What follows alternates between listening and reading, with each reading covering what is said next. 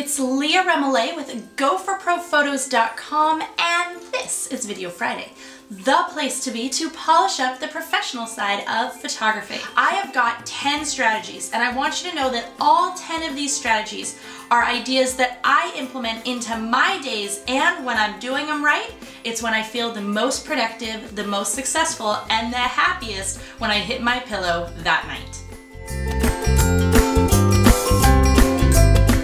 So let's jump right in and get you enjoying the hours in your day even more.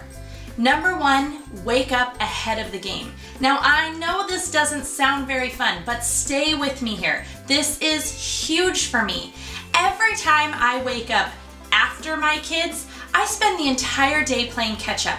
But when I can wake up before my kids and I'm already dressed, I've already had my quiet time, and I've already even gotten a little bit of work done, I am ready to go and I am feeling good and excited about the prospect of that day.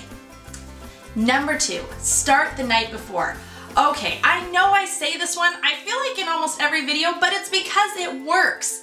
At the end of every business day or before I go to bed, I make sure that I write down the top 3 to 5 things that I am going to accomplish the next day. These are my highest priorities, and I try to plan them around the vision that I have for my life and for my business. By starting my day on these high priority items, I automatically feel more productive at the end.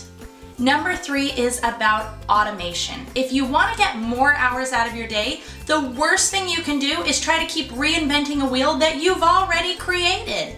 When you have different things that come up as a repetitive action over and over and over, it's time to come up with a process so that you can make this happen quickly and without too much effort and thought. Great examples of this would be emails. How often are you writing basically the same email over and over? Create email scripts and save them as auto signatures in your inbox. I have tons of these saved, and I even have them in our shop if you'd like to take a look at mine. Number 4, mute the distractions. There is no worse feeling than finishing out your day and trying to decide what it is you even accomplished. Instead, make sure that when you have a task that needs to be done, mute the distractions, quite literally, so that you can focus in and get progress made. One of the biggest reasons that we don't feel satisfied at the end of the day is because we let the minutia of the day get the better of us and we didn't work on the big tasks that we know are going to move us forward. Number 5, don't start with the daily grind. Items like email are not a good way to start your day, and here's why. Your email inbox is really a to-do list that someone else is creating for you. When you start your day with someone else's to-do list for you, it can get really hard to ever get to your own. Number 6, just say no. This one is really hard. It's probably the hardest one for me.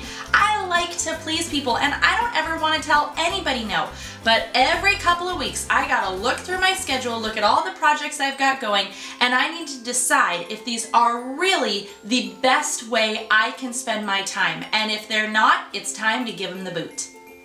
Number 7, time boxing. Time boxing is a strategy that I have been using for quite a while and I love it. I call this technique time boxing because I literally make a sheet of paper, figure out what I want to accomplish that day, box them in, and give them a certain amount of time that's allotted to accomplish the task. Then I use my timer on my cell phone and I set up my whole day around these different tasks that need to be done, and they're set on a time. If I get them done early before my timer goes off, well, I get the reward of getting to spend that time any way I want to. Number 8 is a technique I like to call allowing your day to be VISINARTed. So what I mean by this is, for the longest time I was trying to separate work and home. I'm a home-based business, and this is a huge blessing. So I finally realized that it was time to stop trying to clash with that and instead embrace it. Now, with those timers I was just telling you about, I allow my day to intertwine my home responsibilities and my business responsibilities. Here's what I mean. That timer might go off because I just finished up a project I've been working on for the last hour. Now it's time to go switch the laundry, so I run out of my office, run down the hallway, switch over the laundry, and then come back and get to work.